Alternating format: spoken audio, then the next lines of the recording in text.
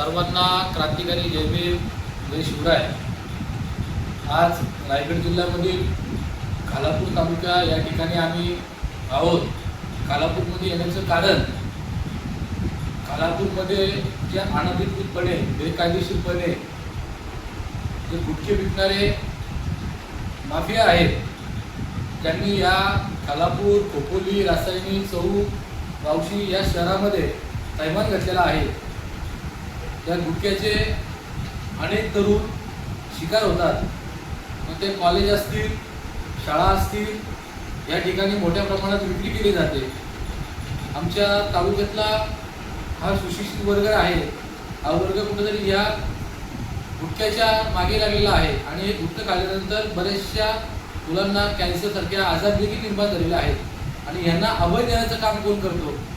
यांना इथलं अभय देण्याचं काम हे पोलीस प्रशासन असेल, इथले काही गुंड लोक असतील, हे अभय देण्याचं काम करतात आणि यांच्या आशीर्वादाने हे सर्व धंदे या तालुक्यामध्ये चालू आहेत। महाराष्ट्र शासनाने हे धंदे सर्व बंद केलेले आहेत, तरी सुद्धा यांच्या काहीतरी पॉलिटिकल लेवल असेल, पोलीस प्रशासनाचे हात असेल, असू शकतो, तर यांच्या आशीर्वादाने हे धंदे चालू आहेत। हे धंदे आम्ही या ठिकाणी बंद करण्यासाठी आलेलो आहोत। आमची रिपब्लिकन सेना असेल, पॅंथर आर्मी असेल, अशा बऱ्याचशा संघटनेने आम्हाला पाठिंबा देखील या ठिकाणी दिलेला आहे। आणि आज या अनुषंगाने आम्ही खालापूरचे DYSP साहेबांना निवेदन दिलेलं आहे। खालापूरचे पोलीस ठाण्याला पवार साहेबांना देखील भेटून निवेदन दिले। खोपोलीच्या शहराच्या PI ना सुद्धा या ठिकाणी निवेदन दिलेलं आहे। म्हणजे एकूणतरी सर्व सिनियर PI ना निवेदन आम्ही लेखी स्वरूपात संघटनेच्या वतीने, पक्षाच्या वतीने दिलेले आहेत। तर आम्ही आवाहन करतोय की येणाऱ्या 7 दिवसामध्ये हे गुटखा विक्रेते आहेत यांच्यावर आळा घाला, ताबा घाला।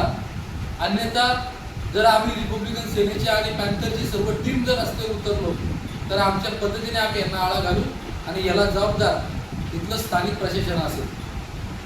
आम्ही पूर्ण या तालुक्याचा सर्वे केलेला आहे। कुठल्या ठिकाणी त्या विक्री होतात, कुठल्या ठिकाणी गाड्या येतात, या सर्व आम्हाला माहिती आहे। म्हणून आम्ही पोलीस प्रशासनाला विनंती करतो की बाबांनो, तुम्हाला लाख 1.5 लाख पगार आहे, त्याच्यामध्ये खुश राहा। जर अशा धंद्याला जर अभय देण्याचं काम केलं तर आम्हाला आमच्या जनतेसाठी रस्त्यावर उतरावं लागेल आणि रस्त्यावर उतरल्यानंतर जे परिणाम होतील त्याला तुम्हाला सामोरं जावं लागेल। आणि तुझ्या आतमध्ये जर हे धंदे बंद झाले नाही तर रिपब्लिकन सेना आणि पॅंथरच्या वतीने मोठं आंदोलन उभं करू आणि ह्याला जबाबदार पोलीस प्रशासन असेल। जय भीम, जय शिवराय, जय पॅंथर।